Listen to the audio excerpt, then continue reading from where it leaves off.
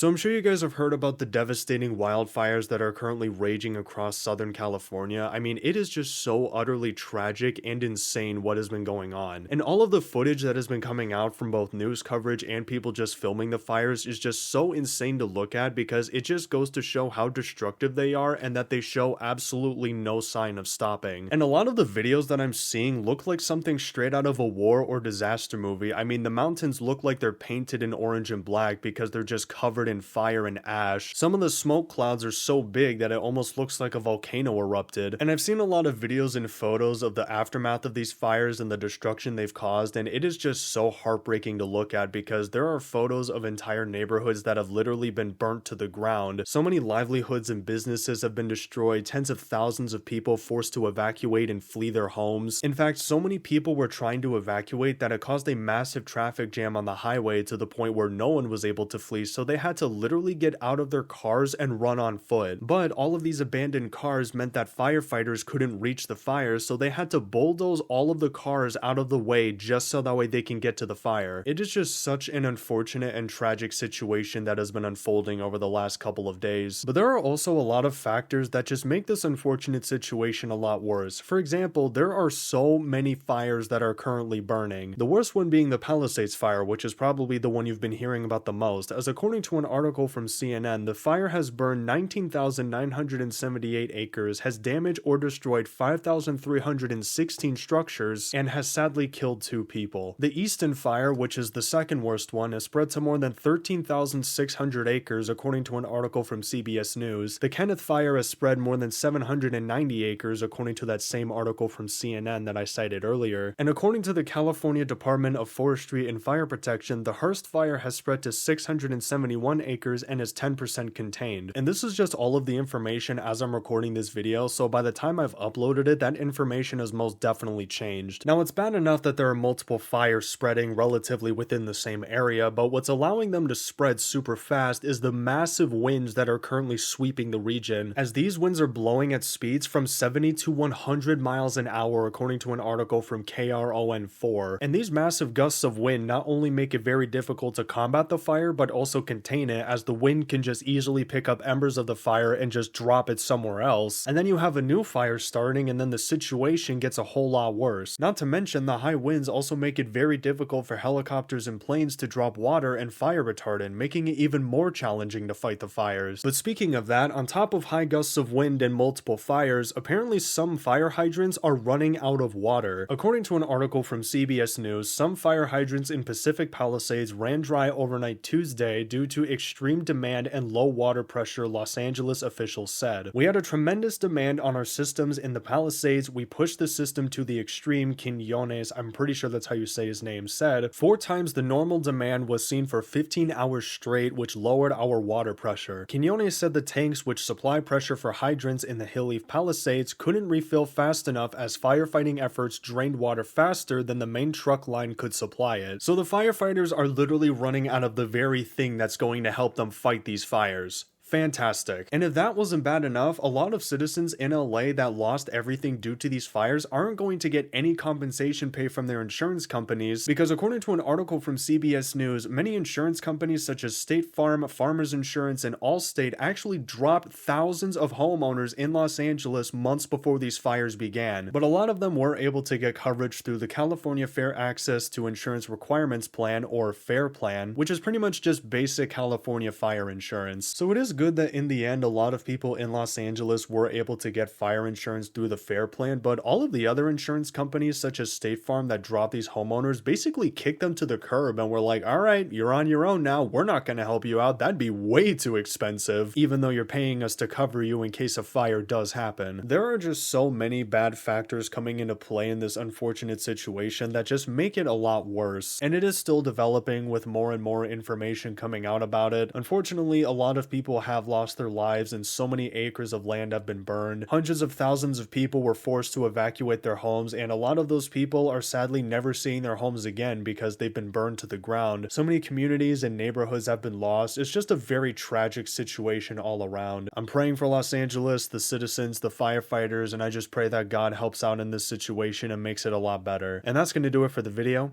Thank you for watching, and yeah, peace.